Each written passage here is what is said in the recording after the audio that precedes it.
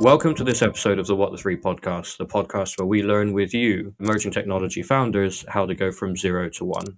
This episode, we're going to talk about strategy and operations, strategic considerations as a baseline for success, planning, and execution. I'm quite excited for this episode because this is basically our business, so we found the best that we could in the market in James. I want to tell you a little bit about him now. So today, we are thrilled to introduce James Bourque, CEO and co-founder of Intu, a trailblazer in building Web3 infrastructure, hailing from the San Francisco Bay Area and now based in Paris. James has a rich background in business operations and a passion for cryptography. Before founding Intu, he led innovative projects at Guerra.co, focusing on developing key Web3 protocols. James has worked for Craft Ventures under David Sachs before building Intu at Station F's Founders Program, eventually leading the Web3 community and guild.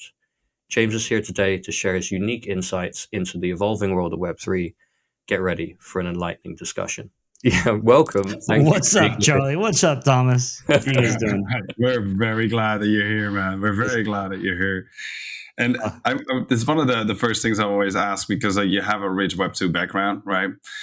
What was that catalyst moment? What was that rabbit hole for you where you were like, whoa, Web3, this is something I want to do something, or actually I want to build a company. And I mean, there's every guest that we spoke to so far has that. So what was your catalyst moment? I'll kind of start at the beginning and say that I don't have a strong Web 2 background. And I think actually the FOMO of not having a strong Web 2 background was really what helped me jump like right into Web 3 the minute I heard about it. Obviously growing up in California, in Northern California, Silicon Valley, I didn't realize how special of a place that was in the 90s and how much tech was around me. I took it for granted, right? The fact that I was, building a computer so I could play Doom when I was like 9 years old or whatever. That's not an experience that everybody had. And I really felt when the cloud came around, right? When SaaS came around. I remember the first time I heard that someone was going to do SaaS and I go, that's stupid. Why would someone pay every month for something they could have bought once? Like that doesn't make any sense. And so I kind of missed it. And then I obviously saw everything happen with cloud. And right now we have Salesforce Tower downtown. And yeah, so like I totally missed it. So like if you want to boil it down, the catalyst for jumping into Web3 was I missed Web 2. The FOMO was overwhelming. So I've always had that interest. Obviously there's some personal components to it. I've had some concerns over data privacy. I've had my identity stolen more times than I can count, right? I've been subject to these hacks, whatever. And kind of between working at Craft Ventures and seeing the team and the community start really getting into, what was back then just blockchain, right? Crypto was even Web3. I started paying attention. It's like, oh, this is something that people that are more successful, more intelligent than I am are interested in. I should probably try and learn. I'm in a good place to learn. This is San Francisco. The really I need to do this moment was when I found out about Ethereum, right? Like Bitcoin was cool. I've ignored it a few times, right? I think everyone on this podcast has probably said that I should have bought it earlier. I knew about it. I ignored it. But with Ethereum, it was this idea of a global computer, this idea of commoditizing the infrastructure and really offering that as a solution to all of the problems that stem from the fact that we have privatized infrastructure for the internet today, right, in Web 2. And so it didn't take long, right? We started going to meetups. I started making friends. I met my co-founder, Steven. We ended up being neighbors incidentally, or coincidentally. And yeah, by 2017, we were meeting on a regular basis to talk and learn and teach each other about crypto. I have notes about ideas that I had even back then. I'm like, that would have never worked. This clearly was you not understanding this. But by 2019, we had tried to build enough. We had done enough hackathons that I thought, hey, I think this is next. I think this is really what I have, kind of what I want my next step to be. I had always more or less been an entrepreneur. Like I always liked working for myself. I always preferred it. I've worked for other people largely because it's a great way to learn. And straight out of college, I tried to export tequila from Mexico to Europe and quickly learned that I was not in a position to export tequila from Mexico to Europe. And immediately started trying to, I'm not ready to do my own thing. I need to go learn from someone else, right? So then I started working for other people. But after 4 or 5 years of working for other people for the second or third time in my life, right, Web3 it made perfect sense. So those skills that you basically took up everything before Web3, like how did that transfer to Web3? A lot of it didn't, right? But I will say this: I've changed industry a lot. Funny enough, like coming to Europe, I think it's one of the most surprising things one of the things that surprises people the most when they meet me is, they go, "How are you in Web3? What did you study?" I go, "I studied history and economics." Okay, how does that apply to Web3? It doesn't. Okay, so then what did you do professionally? Well, I used to export tequila. I used to work for a restaurant group. I used to own a restaurant. I used to do commercial real estate development. Like I used to do venture capital. And they go, how does any of that transfer into Web3? What you learn from jumping industries so many times is kind of the universal themes that just comes from running an organization, from running a business, and from understanding that. Obviously, there's some ramp up time, right? Like trying to manage a construction project after only having managed, large scale hospitality type stuff. It's, hey, you're not. I'm an electrician. You're not an electrician. You can't manage me, right? And then little by little, you start learning from them, right? And that's kind of, I think that was kind of I've kind of standardized what that process is for me, right? So you learn from the experts. You learn you have them teach you. You ask the right questions, and then you get to a point where you can start actually engaging them creatively and making those wheels turn. And by the time you're ready to first teach other people what their skill set is, right? At least interactively, and then second, you can start sequencing and scheduling their work. Like that makes a very big difference, right? And so the first time I worked in a kitchen, I thought I was going to be a marketing manager. They put me in a chef's coat and had me quartering chickens and washing dishes for 4 weeks, right? Thank you, NVIDIA's Employee Cafe. Here we are. But what it did was it got me to a position where I understood what their workflow was, how they operated, how much time they needed, what were the actual requirements for them to succeed, which then allows you to manage. So yeah, I mean, communication and learning and curiosity, I think, are the two things that you get from jumping between all of these industries so often.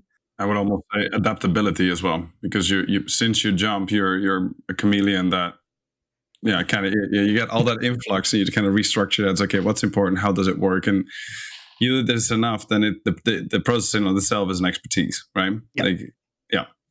I did not take the straight and narrow path here. Let's put it that way. No. I feel like you and every other guest we've ever had has been like, it's not a straight line, And I like that about Web3. Like everyone's got a story. Everyone's like done stuff. Yeah. And then you're like, all right, you know what? I'm gonna build a company. So you're found Intu. It's like how did that start? Like, well, how were the early days of Intu like? Because how old is Intu right now?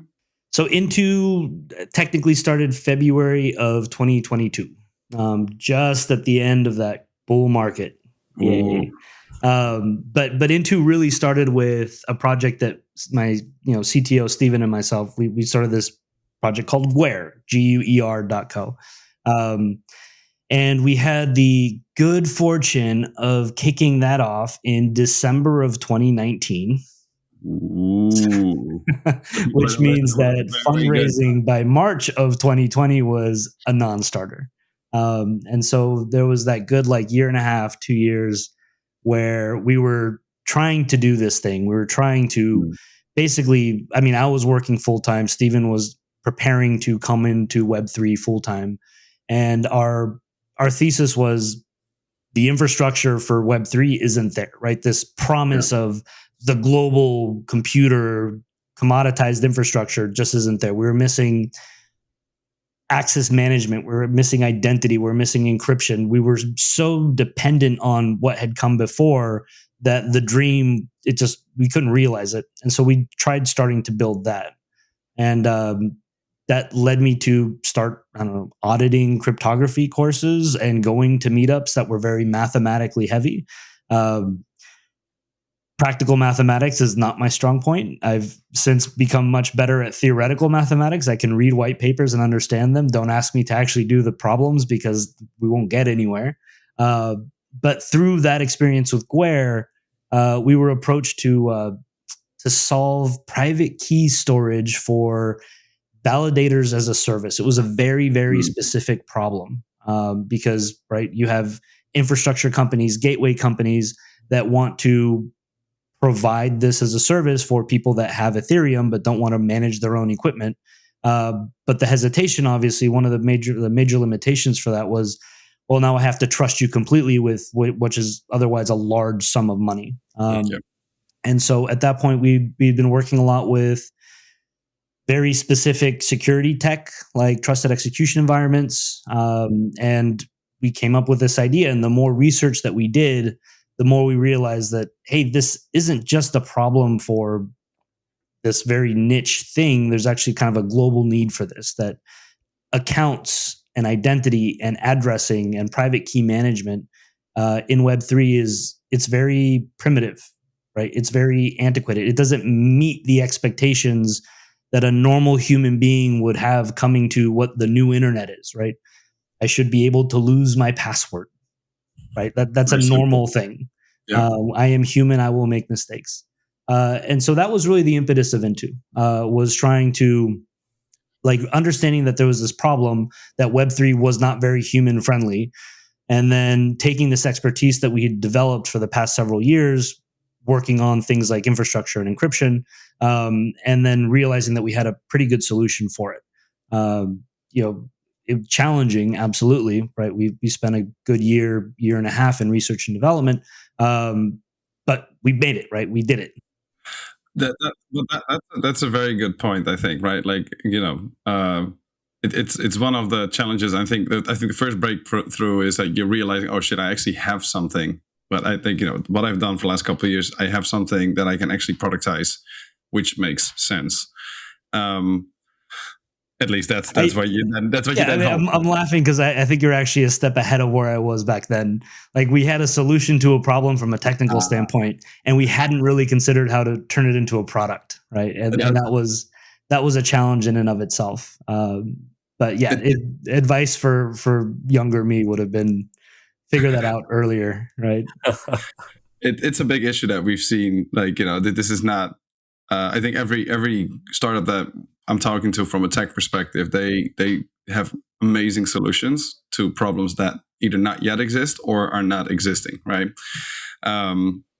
Which is in and of itself a challenge. Doesn't mean you're wrong. It means that you didn't find your product market fit, and sometimes there is no product market fit, which can be a massive problem. Finding that out after 3 years of funding and doing R&D. We've all heard the stories. But to your point, right? You did about 2 years of R&D and development. I think that was a challenge in and of itself. Like, can you tell us a little bit about that time? What kind of challenges you were facing, but also the kind of breakthroughs, right? Because those from our perspective, it's always you go super deep, but then the breakthroughs generally are also a lot bigger because you spend so much time overcoming these challenges. Obviously we had some very exciting tech breakthroughs, I think, for us. Being able to, right, so effectively what we were doing, we were taking existing technology, existing math. I don't want to go too deep into it on this podcast because that's not the audience.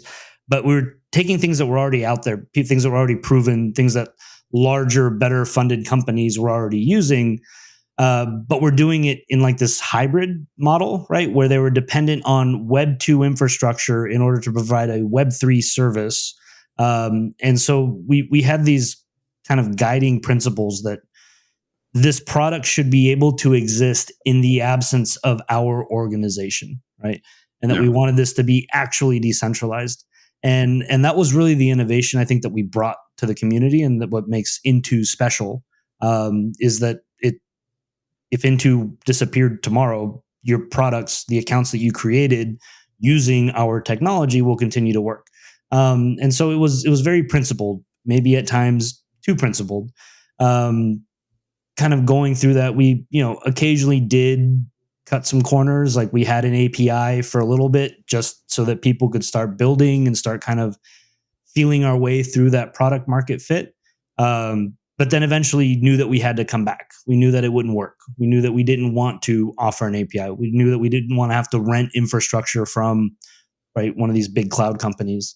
I think the biggest, maybe the most exciting breakthrough in all of this was learning to communicate with the team, right? Taking these very abstract ideas and taking a team of very well-educated, very smart people and getting them to think outside of the box, right? Oh, no, you can't do this because the math works this way. I'm like, there has to be a way that we can do this. What if we just take this piece from over here and this piece from over there, and then we piece it together? Will that work? And then the answer at first was always no. And then we get out a whiteboard, we kind of talk through it, communicate, document it, keep iterating on it. And then eventually they're like, oh, okay, no, we actually can do it this way. I never thought of doing it this way. This is a new thing. And the first couple of times that was super exciting, but it got to a point where this was a habit. It's like, okay, this is the goal. This is what we're trying to do. Yeah. Let's go in a room. Let's get a whiteboard out. Let's figure this out. And sometimes it took a day, sometimes it took a week, sometimes it took a month, but we got there. And I think, as an organization, that was really our strength, was that, things that were otherwise not possible, we were able to, do in the course of a year and a half. It was great. Yeah, that's amazing. You foster and research and development, but also I think a failing upward culture within a company, which adds so much value because there's no ego, right? It's like, okay, let's figure this out. It's like no is sometimes the answer, but let's first figure out if there's no other roads, then no, right? Yeah. Like, and then sometimes you still land on like, no, it's literally not possible.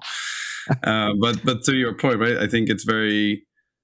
If you give people the opportunity and the motivation, the perspective, then no is just one of the 50 options that you have, as long as you're willing to look past what is conventional. Yeah, I mean, I will say this. We never really found something that we ultimately decided was impossible. It's just nice. We had to change our assumptions, right? We eventually got there. But some of them took longer than others. But yeah, impossible, it just means you're not looking at it the right way, or you're assuming that something is true that maybe doesn't have to be, or you change the context, right? Yeah, absolutely. So last anecdote before we hit into your advice, like top 10 advice. As a founder, hardship, it's hardship and innovation, right? Like I think they're very, if you're an innovator, hardship is around you, right? Challenges are around you. Do you have any personal perspectives or stories or anecdotes around, I'd say personal challenges and how that added value or actually changed your perspective to leadership and innovation? I mean, I'm a Catholic, man. I was born for suffering. This is my life. Like, well, I mean, that's the first hardship. Let's talk about the second. I came into this world for hardship. No, I mean, I have a track record of not necessarily making things easy for myself. I like where I am today, and I will say that I am better for those choices that I've made. Sometimes in the short term, it doesn't feel that way, but looking back, it's like I'm good. I think, kind of generally speaking, I talked a lot about jumping industries, and the first few times that I did that was hard. Right? It was hard because I needed to connect with a new group of people. Right? I couldn't bring a lot of that reputation, a lot of that community, and a lot of that expertise that I had been, garnering for, years before in another space to this new thing that I wanted to do. A lot of times that meant either one of two things. Like, you spent most of your time trying to convince people that you actually had a skill set that was usable for them, right? Like, I grew up in Silicon Valley and I worked for restaurant groups for 8 years. I should be able to work at Uber Eats type of thing. But then getting on a phone call or submitting a resume to someone like Uber Eats, and they're like, oh, you have no relevant experience. Why would we ever consider you as an applicant? The other side of that would be learning to take personal responsibility either for yourself or eventually for your company, for your team, for your organization. And I think that's like the biggest part of this, right? So your options when you're changing industry are suck it up and try and convince people or network your way into that position that you want, or start your own thing, know you're going to make mistakes and really own those mistakes. Even when it's like a small change in industry, right? Going from working for corporate hospitality to owning my own restaurant, right? Suddenly the gravity, the weight of that sense of ownership is multiplied tenfold, right? It's not, I don't have the corporate parachute to fall back on if I make a mistake. This is people's jobs, people's lives, my business, our capital, right? My reputation on the line. In going through all of these experiences, I think the one thing that I really learned is that, in your mind, you always say, okay, like if I get to this point, this is as bad as it's going to get. This is the bottom. Like I've never actually found that bottom. Like it's always further away than you think. Like, the risk is always, it's daunting. You're looking at it in the face. You're looking down that cliff and thinking, okay, this is going to hurt. But it's never actually been that bad. It's, and so don't let the, I guess the fear of failure hold you back from trying to do it. Because I've done this enough times that like the bottom is always further away than you think. It's never as pressing as you'd like to think. Yeah, I always add to that. It's like your resilience is a lot higher than you think it is. It's just almost never being tested to the point where you're like, oh shit, I'm not resilient enough to this. Like, trust me, you can go a lot harder and a lot deeper. Yeah. You just never get to that point, really. And then it makes the highs so much higher too, right? Because you've come so much further. And it just, I don't know, for me, it makes life, generally speaking, more enjoyable. Yeah. It's like, people always say you start from zero. It's like, no, if you're that deep, you start at minus 20. But then if you go to plus 10, it's a delta of 30, right? Like that's massive. But if you look from baseline 0, you go to 10, it's 10. It's still a win, but it's a different, it feels different. For sure. Good. So, when you're innovate and of like as a leader, you are innovating, obviously. Are there any insights on innovation and leadership that you see in building Intu and building your ventures over the years that have similarities in this specific market if you're building? Or any perspective that you say like, hey, that's something that I didn't realize until I was a lot like, a year, 2 years into it. I was like, shit, that's something that makes a lot of sense. Two things. One, defining, right? Like I'm going to provide a definition of Web3, right? For a lot of people, Web3, it was kind of coined by blockchain people. So a lot of people refer to blockchain stuff when they're talking about Web3. I'm guilty of this as well, have a tendency to limit our industry to a specific thing. And I think that is probably the worst thing we can do when looking at like the market, because you're only looking for success with your immediate peers and colleagues, and you get into this echo chamber very quickly. So I've really made it a point over the past 9 months, year, to start looking at Web3 as all of the emerging technologies, right? Going back to 2017 when, hey, Ethereum is going to be the next generation of the internet, blockchain is going to be the next generation of the internet, leaving the blockchain part out of it and then just saying all of this emerging technology, this will be the next generation of the internet. And so that, very naturally lumps in things like AI, right? For compute. Blockchain can be the infrastructure stuff. Metaverse, soon, someday, like it probably won't be called the metaverse anymore, but like we are innovating in new ways to interact with digital technologies. And the kind of those three things coming together, new interface, new infrastructure, new compute, that's Web3, right? In whatever form that takes. And that's the same thing that happened with Web2. Like, we call it the cloud, but really, it was the introduction of broadband internet and Amazon Web Services, and then later EC2, and then Lambda, and all these other technologies that made YouTube possible, right? Yeah. Those people that were building is like, oh no, I do, data center infrastructure. I do, RAID redundancy. Like that was their industry, but really what they were building was this larger thing. Yeah. I mean, specifically for blockchain tech, there's a tendency to look at token prices as kind of your north star for what market we're in, and I think that that's wrong, especially as a founder, right? Tokens can be up, tokens can be down, but the reality is that a lot of the things that influence token prices have nothing to do with the technology that we're building, Exactly. and that's also why we have like this incredible volatility. So unless, I mean, we're always fundraising, but unless you're particularly exposed to token prices, the reality is that we've kind of always been in a bull market. The technology has continued to improve, and it's improving faster, and it's being harder to keep up with. Yeah. And so I don't, when we talk about market, especially with other founders, we don't look at, hey, Ethereum's up, Bitcoin's up. It's more, hey, did you see what these guys did with this tech? Have you thought about what you could now do with this, right? These guys have now a network for GPU templates that is cheaper than running it on Amazon. And so you can do AI on the blockchain faster. How does that impact your business? And in that sense, right, we get very, very quickly to a conversation about timing, right, which I think is really more of what this market question is about. It's about finding product market fit. Product market fit comes back down to timing. What does the market need now? And do I have a solution for it now?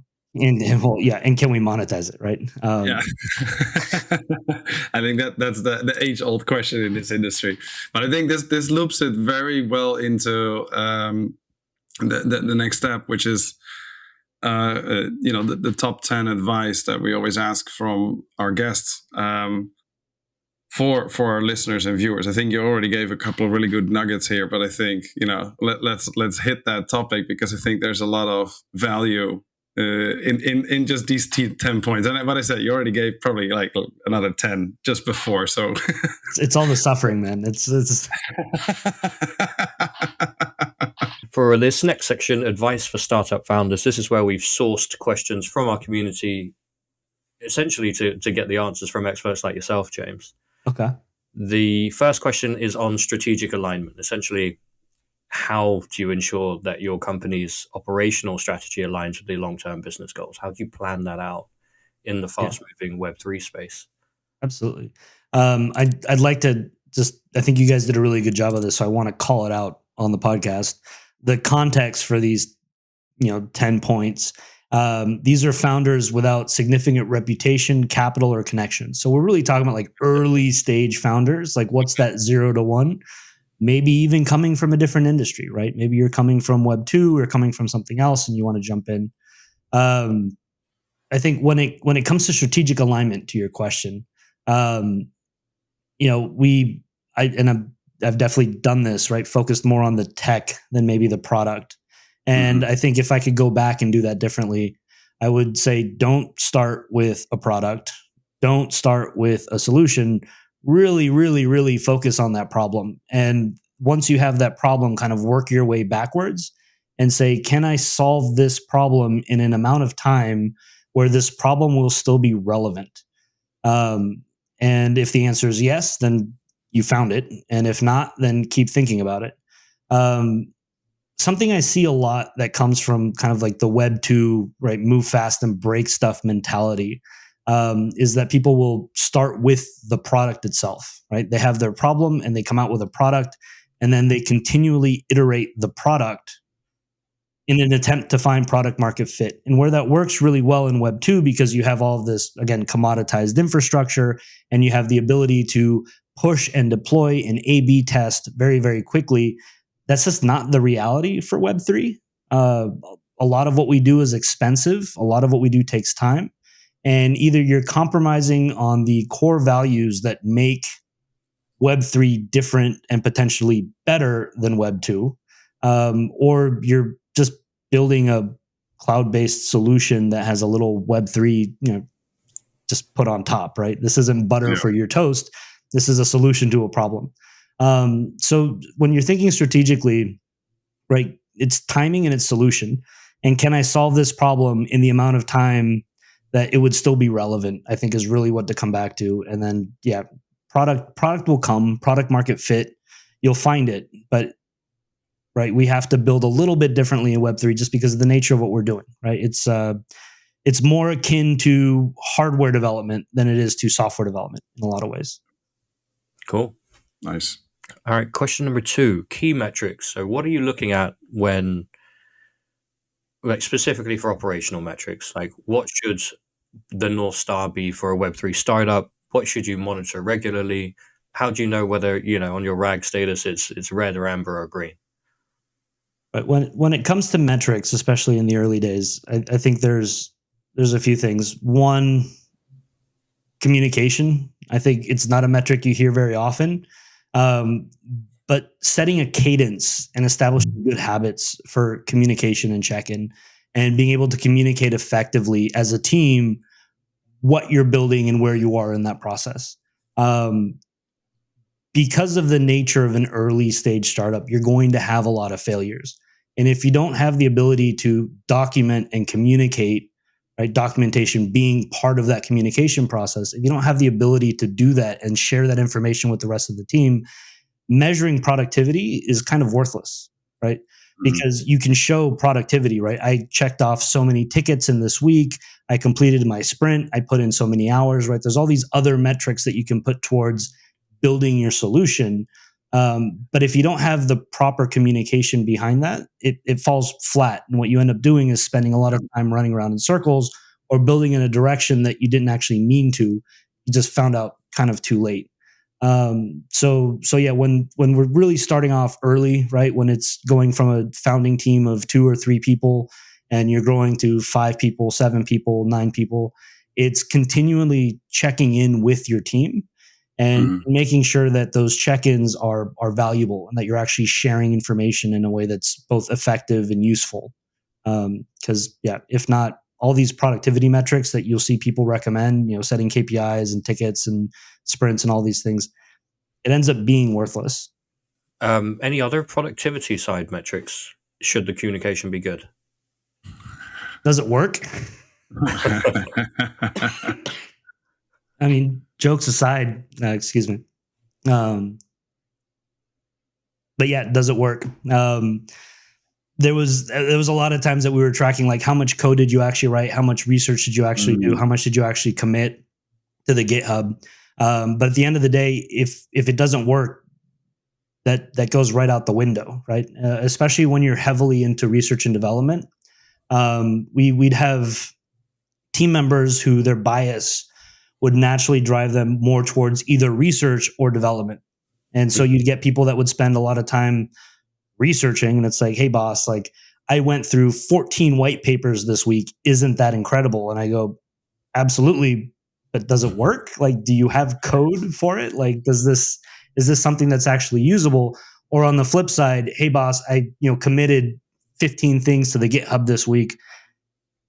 Does it work? Does it do what we need it to do? Or is it just code for the sake of code? And so again, kind of, I mean, it's not a metric, but always checking in, whether you're doing research or you're doing development, and keeping that in mind of, is this actually meeting the expectations of what we needed this step to be?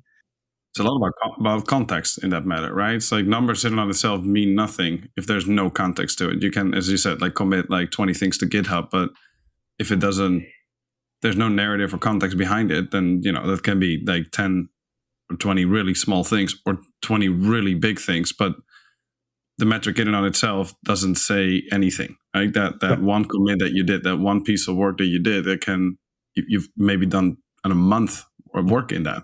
So that's context as well.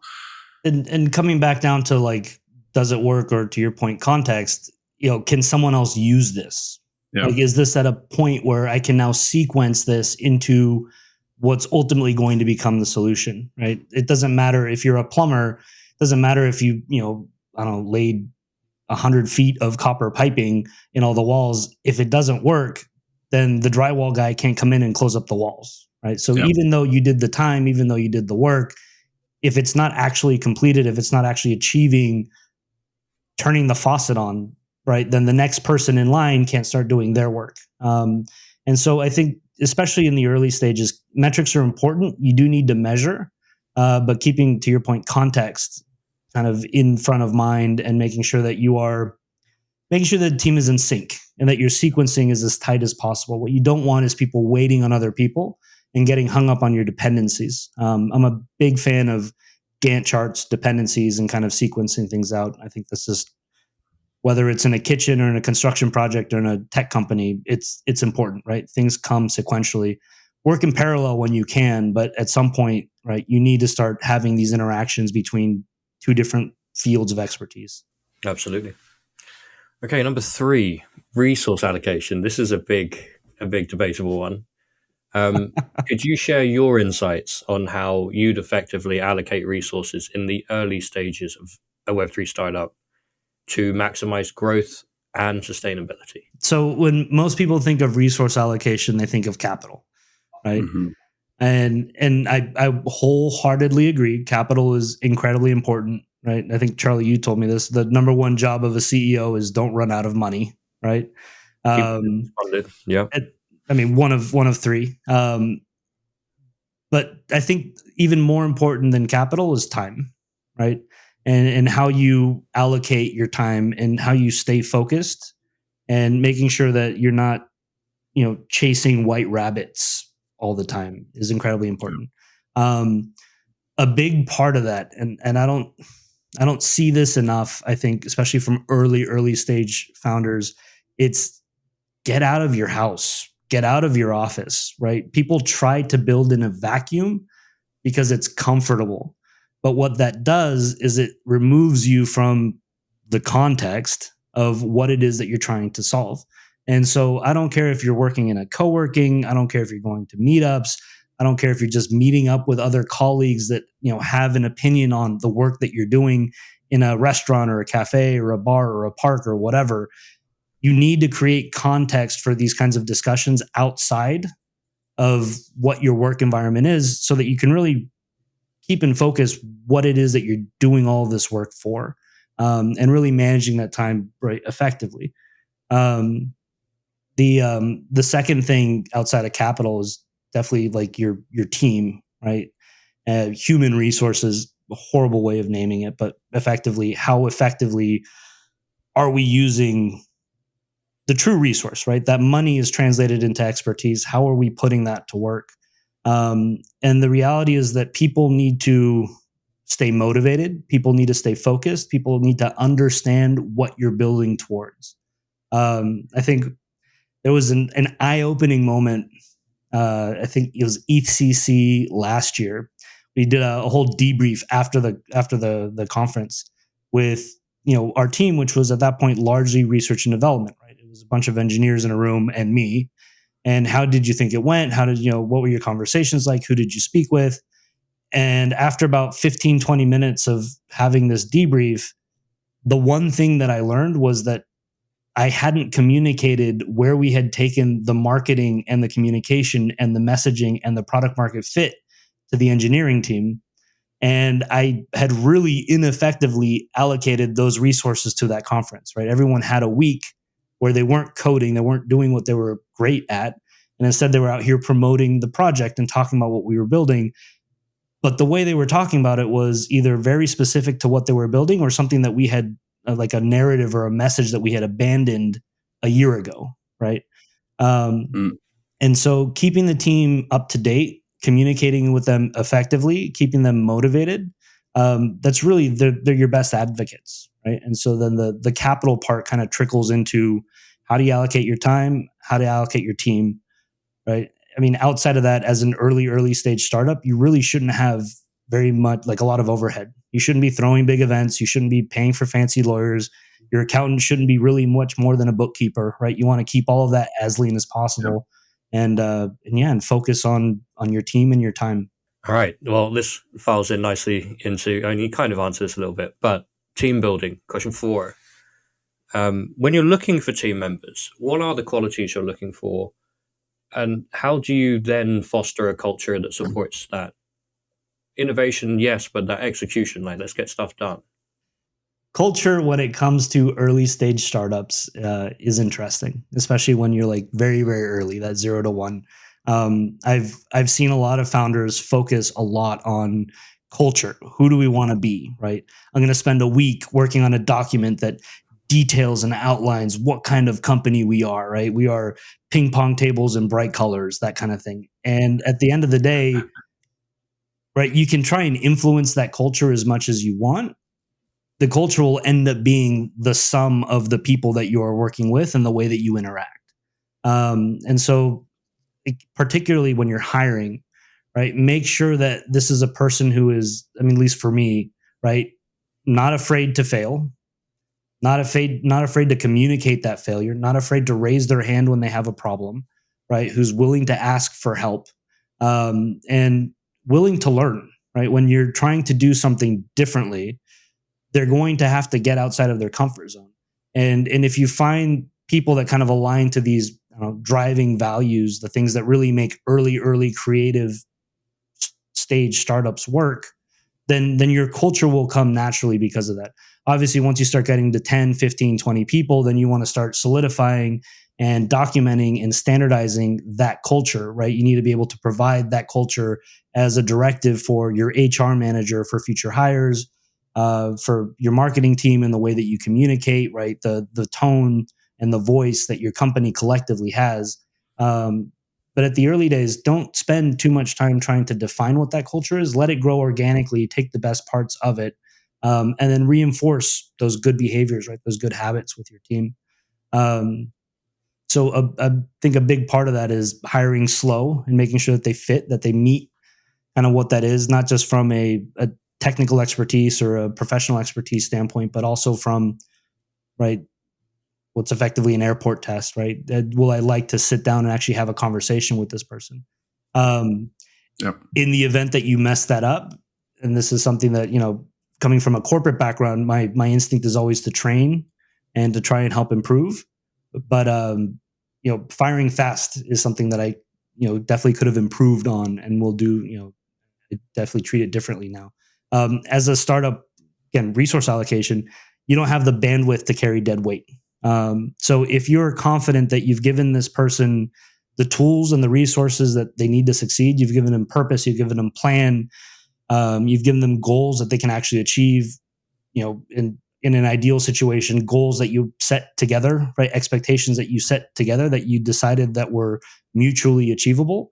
If you've given them a good shot, 30 days, 40 days, right? Something very tangible. I want to see difference. And if that's not the case, then, it doesn't work. And so, yeah, build your team up, hire slow, fire fast, trust your instincts. But also be cognizant of the fact that, it might be also you, right? Make sure you're not the problem in the team, and make sure that you're managing that effectively. Because I've seen both happen, right? Oh, fire fast. Oh, it's not working. Just fire it. No, that's not right. Make sure that you've taken a step back, really looked at yourself, had that open channel of communication with your employees, with your team, and then get there. Accelerating through now. Question 5: operational tools and practices. What are the tools that you'd recommend from an early stage 0 to 1 founder? Is there a differential for Web3 to traditional tech startups? So, yes, because of the decentralized nature of Web3 and blockchain, right? Whether you like it or not, you will always be managing to some degree a remote team, right? The chances of you having everyone in the same place at the same time are either non-existent or incredibly expensive, right? And it's not something that as an early stage startup you want. If you did build your team with the people that are immediately available to you locally, like physically available to you, you're probably missing out on expertise that you should have looked for elsewhere, or you're spending too much for it where you are currently. And this needs to be translated into your operational tools and practices. This needs to be translated into your systems and your processes. So again, don't overthink the processes. Like, don't spend a month setting up a CRM or a Gantt chart or a ticket management system. Like, use what's off the shelf. Work with your team, kind of work out those kinks. And as long as you establish a regular cadence, right, you start developing habits. And you, again, back to expectations and communication, right? If you use the tools, the way that you use the tool is more important than the tool that you have. And because we're remote first, that kind of has to be your baseline. You can't be like, oh, we have 90% of the office in person, and then we're going to do this for this other 10%. You really need to be managing for the people that are the other 10%, because especially in Web3, that's the way that it's going. I don't think we're going to see a consolidation of blockchain or Web3 engineers in one place, right? The idea of a hub is somewhere that you go, but not somewhere that you live, right? You fly in and out of San Francisco, New York, Austin, Paris, Berlin, Lisbon, right? These are places that you don't necessarily have to live, but that you need to visit frequently. Your day-to-day operations need to come down to tickets, regular meetings, rhythm more than anything. So Charlie, I don't think you wanted me to list specific tools that we've used, but find what works. Jira and yeah, ClickUp, Jira, all these, Asana. I've used all of them, and to a certain degree, like some teams just have like an adverse reaction to some things, like Jira. People don't. I don't know. There's like, oh, Jira is not cool anymore, right? Like, so if you try and introduce Jira, it's like, oh, I left Web2 because I didn't want to use Jira anymore. Okay, that's fine. We'll use ClickUp. We'll use Airtable. Use whatever. But if the learning curve is easy enough and people use it effectively, that's more important. But structure, process, and cadence. I think cadence more than anything with a remote team. Oh, brilliant. What are some of the most significant operational challenges that you faced when you've been scaling your team? Probably should have saved my story about communication after ECC for this. Well, I mean, communication, referencing that. Yeah. Yeah. I mean, the first thing would be communication, right? When you're 3 people, it's very easy to hop on a phone call whenever and share information. When you're 10 people, you need to have a daily call, 15, 20 minutes, just for everyone to share information, and then find out if you need to have an additional conversation after that. If you're 25, 30 people, can't do a 15-minute call anymore, right? Now you're breaking into departments, but you need to bring everyone together, right? Probably once a week, and then once a month, do a big milestone strategic. This is our roadmap. This is our plan. This is our vision. This is what's changed conversation. So again, setting that cadence for communication in scaling helps you understand where you have room to add further things as your team grows, and you can continue to scale that level of communication. Once that happens organically, you turn it into a process, right? You turn it into a system. I expect you to be on this phone call every single day at 5:30 p.m. Central European time. This is non-negotiable.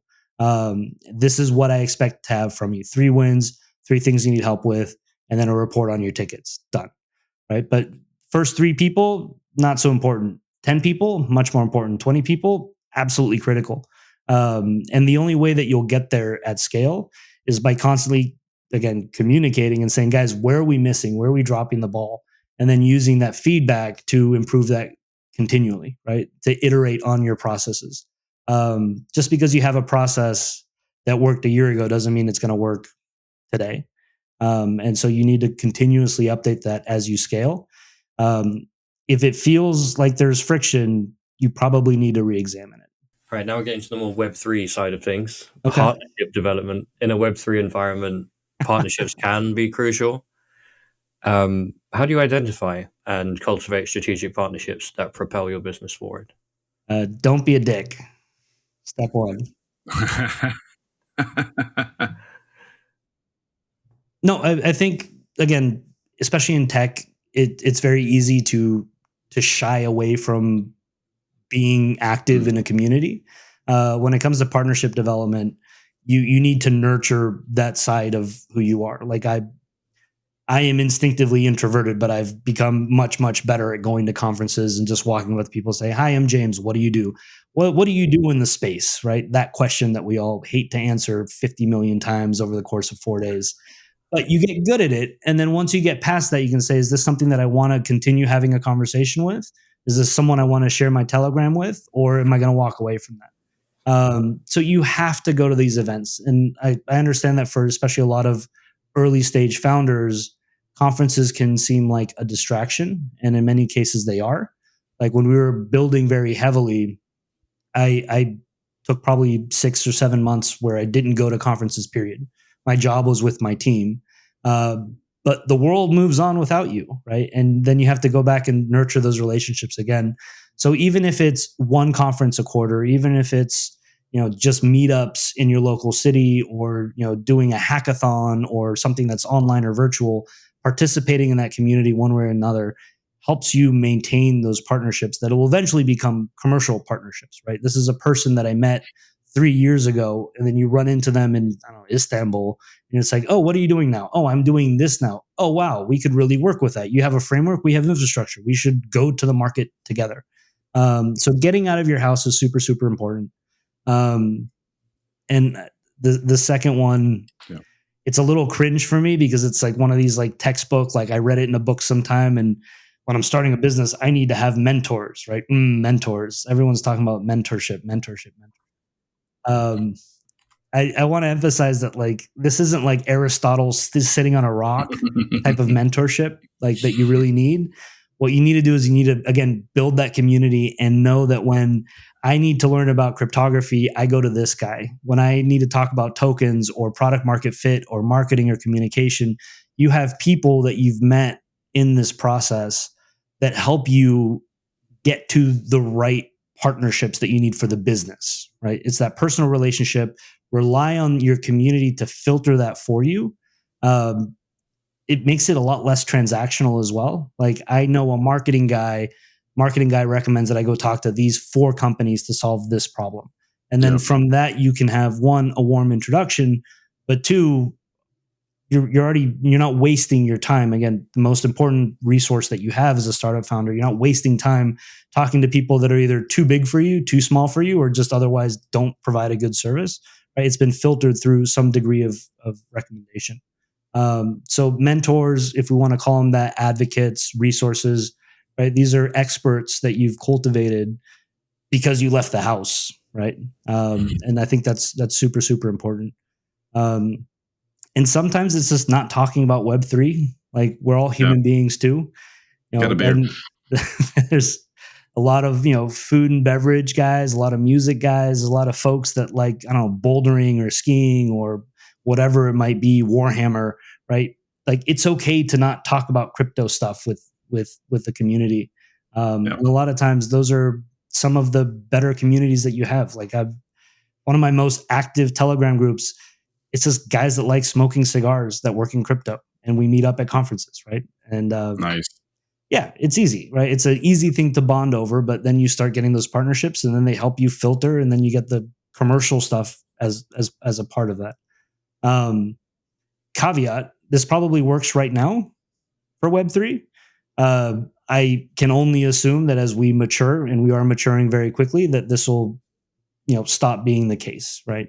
But right now, everyone's still kind of an OG. It's still very early days. And I mean, that's my playbook for right now. Cool. Yeah, all right. Accelerating to the end of the 10 questions, risk management. We're going to ask you to quick fire these because of time. Yes, sir. Risk management. Can you discuss your approach to risk management, particularly in relation to technology and the market volatility of Web3? You can't control the volatility. That's fine, right? Ignore it. It's always going to be up or down, good or bad. When I make decisions, I always start with the fact that there is no such thing as a perfect decision.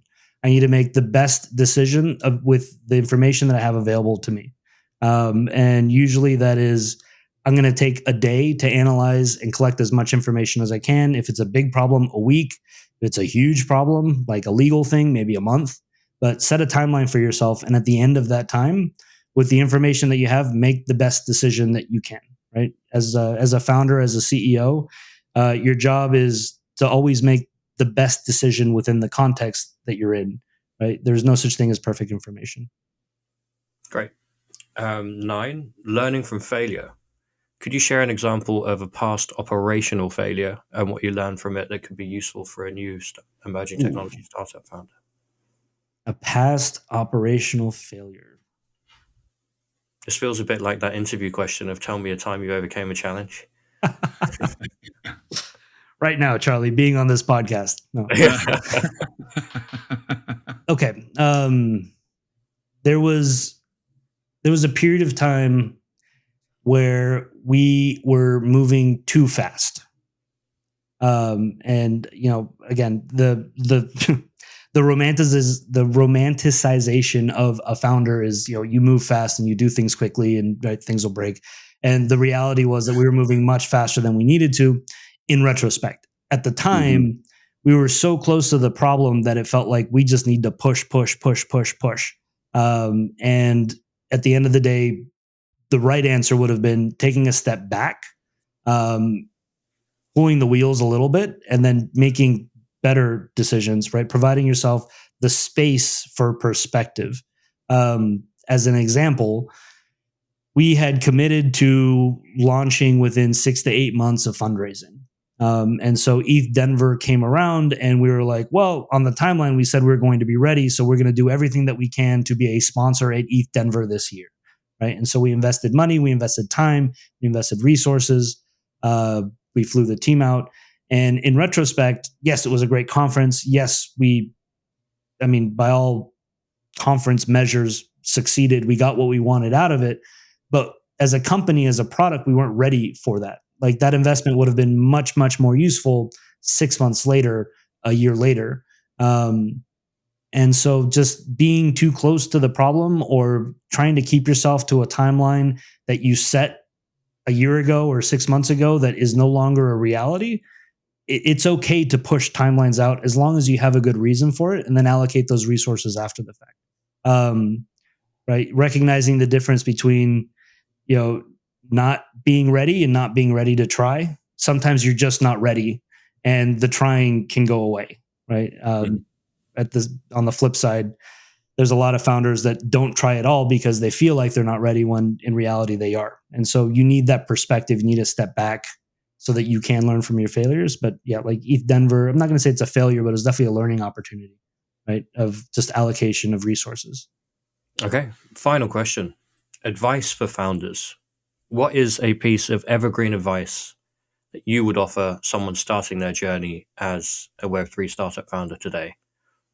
So with no connections, no capital, and no reputation. Yeah. Man, I've said this so many times. Communication, community secondly. And then really just emphasizing those connections, even if they don't seem like they're important, right? Yeah.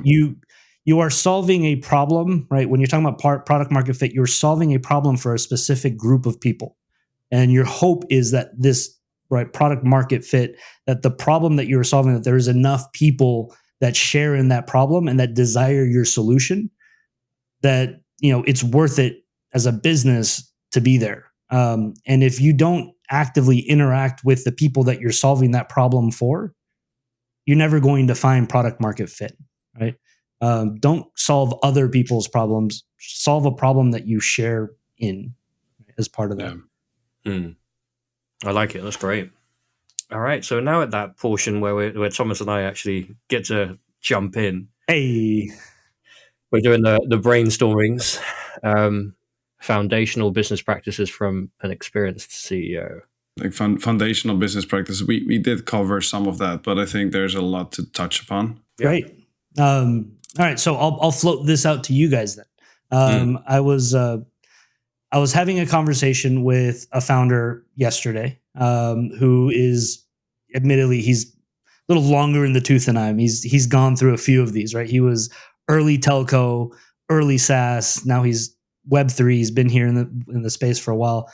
And we were talking about some hard decisions that I have to make as a CEO, right? Mentor, friend, right? This guy, eating barbecue with in Austin. Yeah. And a good thing that he said to me was, if you're unsure what you're trying to do as a CEO, right? Just think about it from your board's perspective. Even if you don't have a board, right? Mm-hmm. Use that as a reference point, that if the behavior that I took was analyzed by people that had a financial interest in my business, and all of the emotions and the operations and the practical stuff went away, and they're just looking, did this person, did this founder, did this CEO make the best possible decision in this context? If you can answer that question, then that's pretty much where your answer is. And I thought that was really insightful, because even though you might be skirting, right, you're in some gray zones, you might be hurting some feelings, you might be doing some hard calls. If you can go back and say, I didn't enrich myself artificially, or unnecessarily, and provided where the company was in the situation that we were in, I made the best possible decision. I know you guys both also share leadership roles in your various organizations. Like, how does that sit with you guys? I like it. I also think it's pretty. So it's interesting because a lot of people say something similar in parallel. So has anyone seen that YouTube of Matthew McConaughey? It's like, who's your hero? It's like, it's me in 5 years. I have not seen that. No, so he said it's a similar thing. It's like, who would you like? Who's your hero? It's me in 5 years. And then the mentor kind of sees him 5 years later and goes, so who's your hero? And he goes, it's are you your hero yet? And he's like, not even close. It's me in 5 years from now, right? And you use that as a guiding light as to who you want to be. And I think in terms of decision making, you can be your own worst critic. Yeah. But also if you model who you want to be and where you're going and like what that would look like for you, and you speak to future you and you say, well, what do I do in this instance? It's also quite a useful conversation to have, or at least it's something that I occasionally do. Yeah, I've often asked people that have there is an impact on the decision for them, but they don't directly know. I just throw the decision at them, or like the idea that, what do you think? And that has been engineers, it has been project managers, it has been everybody I worked with. I'm like, hey, we're sitting with this particular challenge. This is one of the solutions that we're thinking about. What do you think? And then generally you get back, well, why are you asking me? It's like, because you have a perspective that is far removed from the problem. So you look, and it doesn't mean that the solution that you think of, or the feedback that you get is always valuable, but it's fresh eyes from somebody completely different who is still aligned in your business. And I've come to some really interesting outcomes sometimes. So I was like, shit, I didn't even think of that, because it was so close to the problem. It's a curse of knowledge that you have. You're like, oh yeah, but I know this. So this is the best way of solving it. And then somebody says, well, it's a great way of solving it. Have you thought of exploring this area? You're like, shit. Yeah. And then that's a whole different way. So, I think it's always making the right decisions is really hard. And I think being humble, that's always, for me, has been very valuable. Generally made the better decisions, right? And that sometimes meant that things took longer. But I was like, no, this is probably the better decision long term, because I have 3 different perspectives from 3 different people in the business. And if I combine that somehow, yes, this will be a longer track, but the outcomes for them and myself are probably a lot higher, better, smarter, whatever it is. And I think that often my decisions are fueled by, this is how I used to do project management. And James, we spoke about it last time we see each other. I always believe that I'm a translation layer, right? To whoever I work with. I translate what my clients want to my team. I translate sometimes what my co-founder wants to myself, or the other way around. So a lot of my decisions are not my decisions. They're fueled, heavily influenced by others to ensure that it's the right decision to be made. It's not often that I'm standing alone. I'm like, okay, this is a decision I need to make alone. It's very often like, well, I have all these perspectives. I bundle it down to something that makes sense to everybody. I will bear responsibility for that decision, but it's heavily influenced and heavily fueled by other people's perspectives. I'm a huge fan of collaborative decision making, and I think it's probably the greatest trick to inspiring instead of leading. Right, Yeah. Lead has this connotation of like a dictatorship. This is coming down from on high, and you have to do it. This used to happen in corporate all the time. Why do I have to do this? Because someone above me told me that I had to tell you, and that's all I know, right? Yeah. But when you make decisions, especially critical ones, collaboratively, especially like with your founders, then you kind of have this sense of, we all came to this conclusion together. Yes, like you said, Thomas, I bear the responsibility if this goes wrong. I will be responsible to my board, to my investors, to any other parties. But at least you have that buy-in, and if you have the buy-in, usually that makes all the difference in whether or not your decision works or not. or at least like defend yourself when it goes wrong. You feel that you're not standing alone, because the buy-in of the people, like that's what I found. You create that buy-in, and we did a lot with servant leadership, right? So I created my teams to be leaders, like leaders on the like. Almost the American army tactics, right? Like you have squads, and you have a team lead, but if they fall away, then the next person needs to pick that up.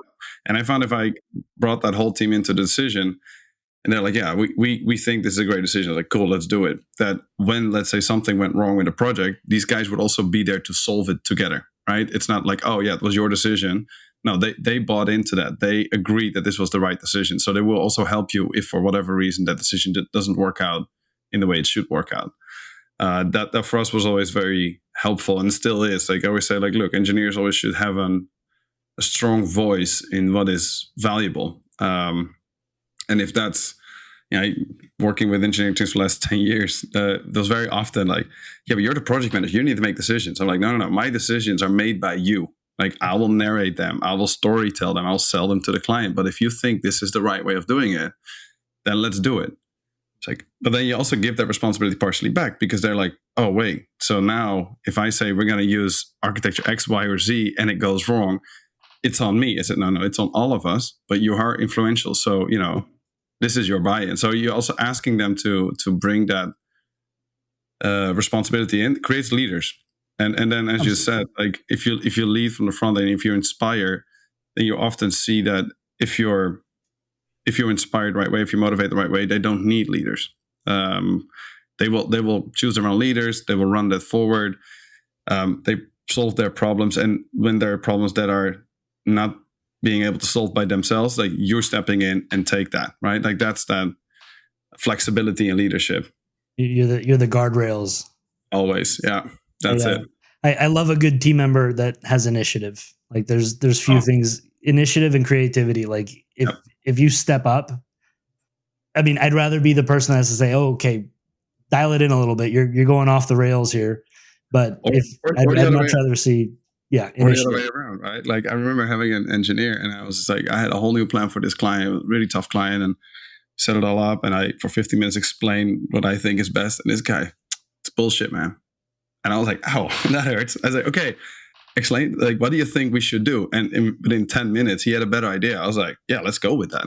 Yeah. So it's also, listening, and is that you're a leader doesn't mean that you know everything. It's very often that you don't know enough. And just that's what I also mean by that humble side. It's like, this was an engineer. It was just a front-end engineer. It was nothing, not influential, had a lot of decision-making capabilities. But he's like, no, what you just said is bullshit.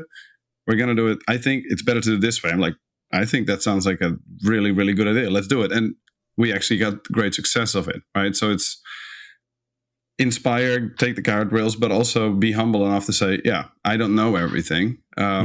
Please bring in your perspective, even though it's not your expertise, right? Because this was a process discussion, and he is an engineer. He was not really interested in the process, but in the end, he was more interested in the process than I realized. So took that, built something out of it, success. I like it. There's some interesting stuff. I mean, so I obviously come from like a bit more of a financial corporate background as well. And there's two things. One is completely get everybody on board and making the decision, but make the goddamn decision and don't have the death by committee thing. You've got to step up to the plate. Be like, it's on me, this, we're going that way. Yeah. Yeah.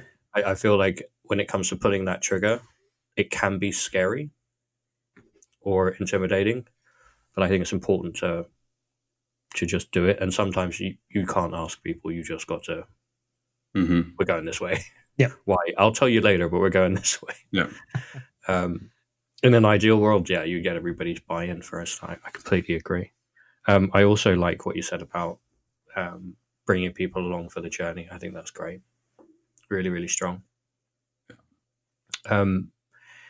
Is there a framework that you guys use for decision making? I know, like, people talk about the Eisenhower matrix all the time. Is it urgent? Is it important? I know, Thomas, we've talked about this as well. Yeah. Like, is there something that, like, a starting point we could bring into the conversation for our audience? It's a hard one. I mean, I think the Eisenhower matrix. Like, look at the Eisenhower matrix. What to do today?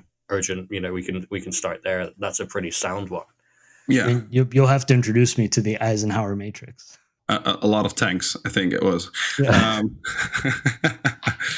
I would always say, like, coming from healthcare, right? Like, we worked with patients, with people, so I'm trained to think in risk scenarios. What is option A, B, C? What are the risks over the next and 3 the to 6 liabilities are huge in that industry as well. Something goes wrong, it's like, yeah, exactly. It's like, all right, this guy now stands on the balcony. Did we do something wrong in the last 12 months, right? Like, it's generally not an outcome that you're... It's life or death, like, actually. Yeah. Life or death. It's not. So you're like, I'm trying to think that way. And then if you apply that to business, I always say, like, one of my teams says, goes, yeah, we're in the business of killing babies, right? Like, killing your startup baby. We have engineers coming, like founders coming to us with the best next idea. And we're like, nope, sucks. We can build you a better baby, but so I think that when it comes to decision making, is a lot about like risk scenarios, right? So we look at, okay, this may work, but this may work short term. What does it mean midterm? What does it mean long term? And that I have that feedback mechanism so ingrained in me that almost every decision I make, I'm just always like, do a quick 1, 2, 3. It's like, okay, what were the options that we have? Okay, this doesn't make sense. This partially makes sense. This is probably the way to go. So you're constantly running that feedback loop in your head, which helps for me personally a lot in making these decisions. But it's sometimes really hard to narrate those perspectives because you think so far ahead. It's 4D chess sometimes, right? You're just like, okay, but if client X says this and we're going this direction, we're doing this, then Ross spoke about that outcome of the outcome, right? So we dig sometimes even deeper. So for every scenario, there's an outcome of the outcome.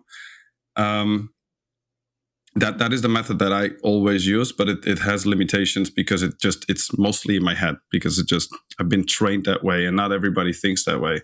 But I do believe that risk thinking without being risk averse is probably the way to go, because like risks are, in my opinion, opportunity. And you just need to understand what the outcome of an opportunity can be. And sometimes that means a lot of risks, and that is fine, right? As long as you can somehow calculate a little bit of the scenarios in which way this risk is going to spread out and the opportunity is going to play out. That's how I generally roll. Like, try to, at least. Yeah, solid. I mean, go ahead, James. I was gonna say, kind of to that point, like I'm a huge fan of taking inventory, right? If I have a big decision that we got to make, right, a big pivot or something, my first step is always to take a step back and say, okay, this is more or less the decision that I have to make. The first question is always, do I actually have to make this decision, or is this just the decision that's been provided to me? If I don't like the answer, maybe I need to change the question. So is the question right? And then step 2 is, okay, what resources do I have in front of me now that I can use to try and answer this question? And if I don't have enough resources, then again, probably the wrong question, but really kind of doing a deep dive into what are my options, what's within my control, right? What can I influence? And then from there, then, like you said, kind of medium term, right? What do I do now? What are the potential outcomes for that in the near to medium term? And then the last thing that I'll often consider is the long term being 3 to 5 years out. Because once you get past that first step and you're moving again, right, then you can kind of pivot and start really understanding what those problems are. What is it? Was it like stagnation through consideration or whatever it is? Like, I see a lot of founders get into that. Well, I'm not going to start this project because in 5 years there might be a regulatory hurdle that I won't be able to overcome, and so it's not even worth trying. Yeah. Okay, so then why are we having this conversation, right? So the inventory helps keep me grounded and helps me to come back and say, okay, this is where I think I want to go, but this is what I have control over right now. And to a certain degree, if you don't have control over it, or if there's externalities that you can't anticipate, like, right, then you made the best decision with the information that you have. I would add to that, it's just sometimes just start doing it, Like paralysis analysis is a real big thing, right? Yeah. You have it with engineers, you have it in finance, you have it in marketing. It's just like, yeah, but what if this? Go do it. If the risk is manageable, go do it. Just do it. See, because the moment you start doing it, a lot of other possibilities and opportunities open up. Yeah. What's it? The opportunity cost, right? Like a lot of people don't take that into the risk assessment. The risk of not doing anything, a lot of times outweighs by a large portion the risk of actually doing something. Yeah, and I think people often forget that if you start doing things, you fail, and that's where your learning comes in, right? So you're now like, let's say 10% smarter than you were like before you started. So anything, just do it, just get it on the road. If you decide halfway, it's like, okay, this was not the right decision. I mean, in manageable and risk assessment, obviously, right? Like if it's high risk, like make sure you think it right, but just start doing it, because sometimes you come to very new opportunities and perspectives, or you just realize, shit, this was not the right way, but at least we got this question answered, right? This is not the way. Next one. Yeah. Scariest thing for a founder is a business with no momentum. Oh, yeah. Yeah. That is, by and large, terrifying. Yeah. Yeah, So, I fully agree. Mindful of time, I'm going to add in just two more models. Like everyone knows this one. It's a SWOT, like strengths, weakness, opportunities, and threats model. Your like economics chapter 3 of the textbook. I find always super useful. Like macro. When I'm looking at stuff, it's just like, if you dive down deep into how you're supposed to put that thing together, it's really useful. Yeah, I agree. And on like project or decisions, like project management or decisions, I always use RACI, or Reiki, depending on where you're from: responsible, accountable, consulted, and informed. That's decision making amongst teams. I'm not going to go through it now, but for everyone watching this, 2 super useful models. That alongside the Eisenhower, which is more of what am I going to do today, or like when you've got a lot on, Google the Eisenhower matrix and just use that, and you'll find clarity pretty quickly. You just got to be belligerent around deciding that you're going to commit to that.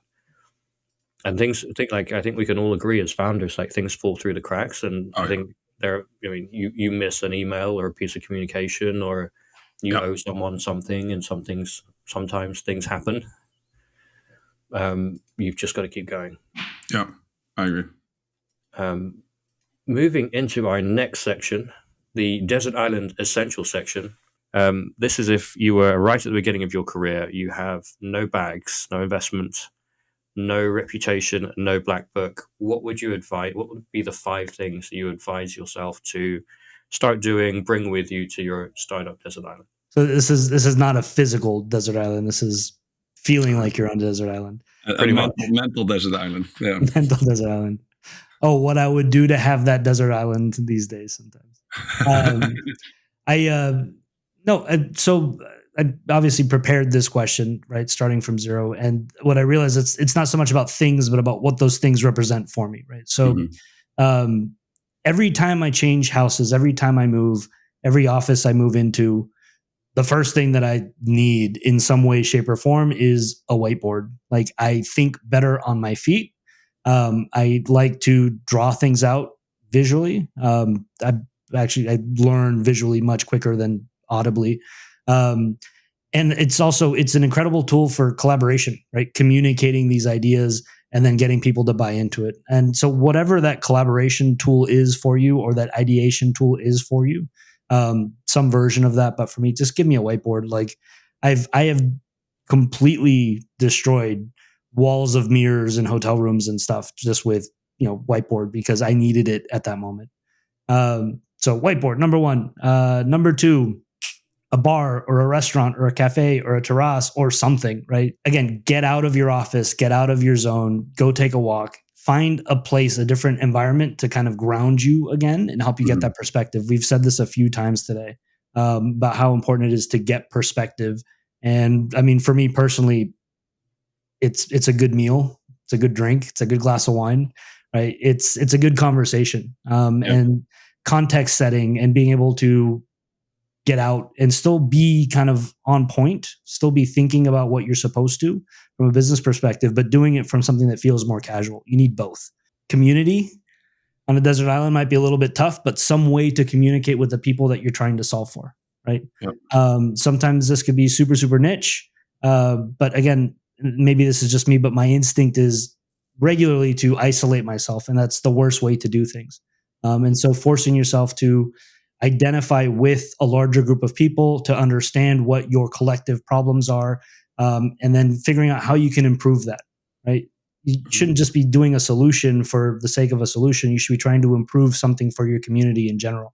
And then eventually something that you can obviously monetize and survive off of. Just because everyone says a book, right?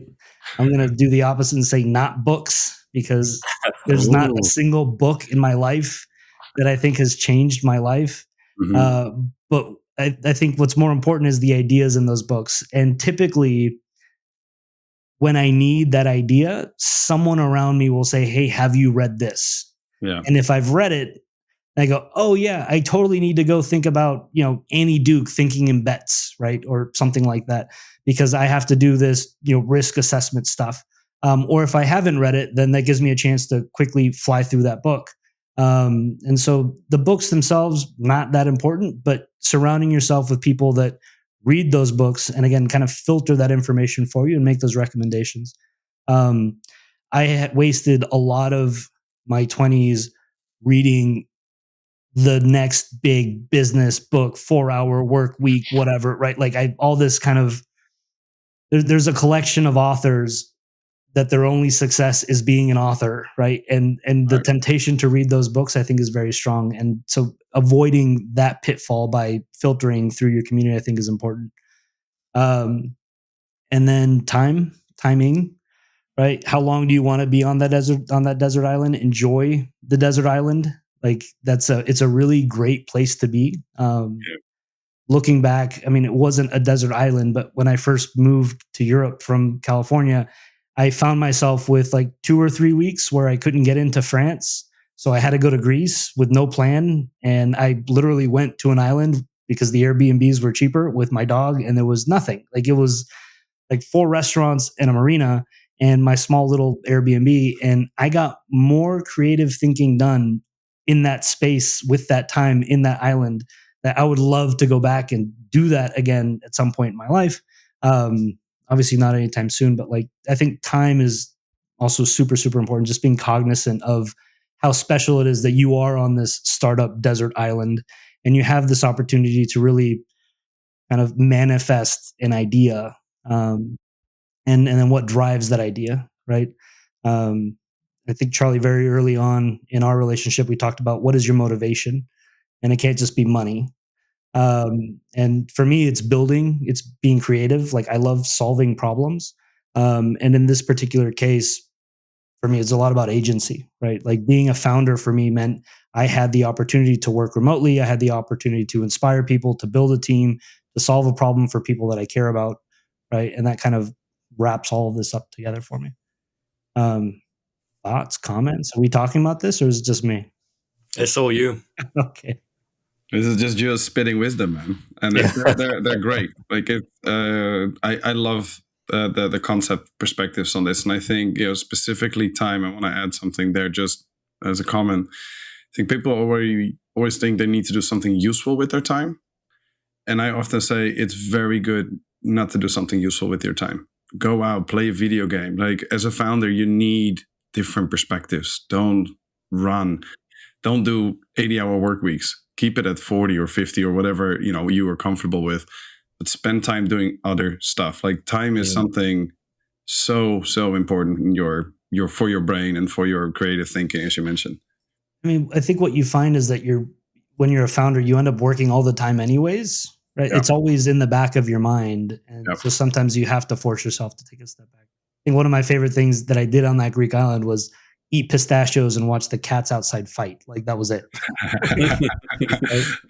That's super useful because it allows your brain to do something different than sit in front of a screen and think about the problem. You'll think about the problem, but not that consciously. Yeah. Well, we've reached the end of the show. James, could you tell our audience where they can find you and learn more about Intu? I mean, absolutely. You can find me at most of the conferences this year, most of the conferences next year. Join the roadshow, baby. Intu.xyz, intu.xyz. I think it's just James Bourque on LinkedIn. At Twitter, it's _Belaguer, Belaguer. It's my grandmother's maiden name, funny enough. When I first got into crypto, I wasn't sure if it was legal, so I did all of my first stuff with my grandmother's maiden name. Fun fact. So yeah, just about all my Web3 socials are somehow related to Belaguer. That's actually where we got Guer.co from as well. There's a whole nother story there. But yeah, and if you're building in Web3, if you are trying to get to a mainstream audience, if you believe that the future of the internet should be, one on chain, but also indistinguishable from online, then come check out what we've built with Intu. I think that the infrastructure that we built is, one, super necessary, but two, super realistic and super practical for most projects. And if it's not, then tell us why, right? Open communication and feedback, so we can continue to iterate. But we're really proud of where we are right now. Really proud of the team, and look forward to hopefully working with a lot of folks. And I guess just as a sign off, if you're thinking of starting a new project, if you're thinking of becoming a founder, if you've done it before, if you've never done it, just do it, right? Don't think about it. It's, again, the bottom is always far away, but the highs are so much higher. So it's been an absolute pleasure being here with you guys, and thanks for having me. Thanks for being here, man. It was I think there's a lot of golden nuggets and perspectives coming out of this, and I hope that our listeners really enjoy this. And if you made it this far into the episode, thank you for listening. We'd love to see you subscribe, like, repost. We love to see our content out there, because we believe that the content that we deliver is educational and incredibly valuable for new first-time founders and new people in Web3. So, hit that button, and we'll see you next week with the next episode. Thank you very much. Thanks everybody. Bye.